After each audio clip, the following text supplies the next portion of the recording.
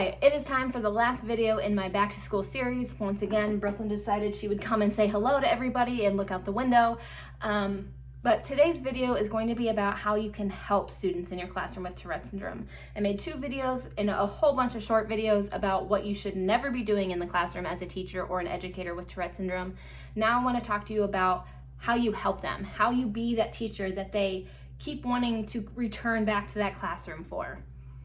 The biggest thing that you can do, and I know it's going to sound cliche, is be kind, be understanding, and be willing to learn more.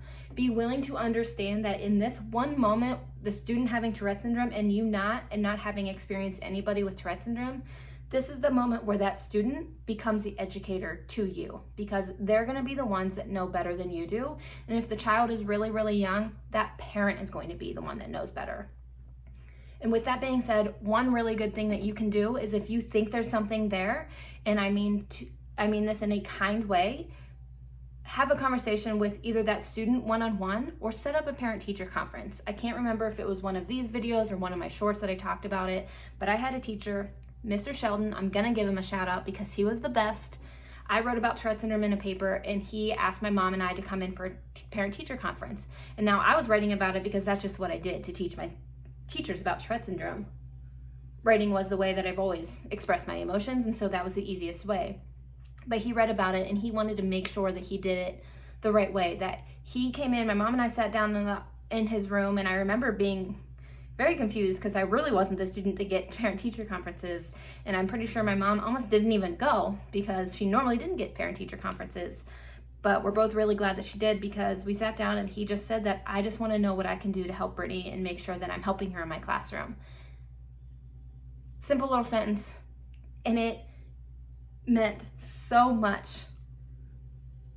It meant so much to me and my mom. We still talk about it. I wrote about it in my book because it meant that much. It was the smallest gesture. It was the smallest push of effort from him. It was the smallest thing that he could possibly do, and all it did was let me know this is a classroom that I'm safe in. This is a teacher that I'm safe with, and this is a teacher that wants to help me. And because of that, I didn't take very much in his classroom because I knew I was safe to do so. And because, as I said in my past videos, the more we don't want to tick, the more we will. So the more I'm in a classroom where I'm with a teacher that might not understand, a teacher that maybe yelled at me for doing it, made me feel unsafe, bullied me, whatever it might be. I didn't really get bullied by teachers, but some students are getting bullied by teachers. The more I feel unsafe in that classroom, the more I'm gonna have, my body's gonna feel that added stress, which makes me tick more, and that's gonna be the same thing. Sitting down with that parent and that student, helping them to get what they need, asking that parent what you can do for their child is going to mean more than you could ever imagine. Being helpful and believing these students is a really, really big thing, and it goes a long, long way. One other thing that you can do, and I can't stress enough that you should be talking to the parent and this child about this, or if they're an older child, like young adult age, make decisions on their own. Ask them if they want to teach the class about it. Not everybody is comfortable with that, and that is okay. But it could be an opportunity for you and the student to teach together a quick lesson, a quick thing like, hey, so-and-so has Tourette syndrome, she wants to talk to you about it, or he wants to talk to you about it, they want to talk to you about it, whatever it might be.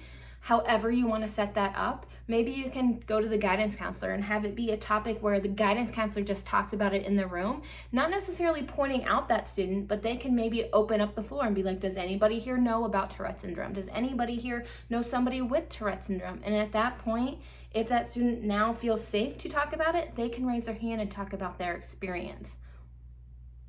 Education and advocacy go such a long way in giving the opportunity for that student to own that story, or for that student to hear their disorder talked about in front of everybody so all of the students know, is really powerful. And owning that story is really powerful as well. So talking to them before you discuss it is also super, super important, because we don't want to make them uncomfortable. As I said, the more uncomfortable we are, the more we're going to tick. So trying to bring it up in the classroom in some kind of way is a good idea in my opinion, as long as you're having those right conversations first and you're coming from the right place with a lot of heart and a lot of empathy as well.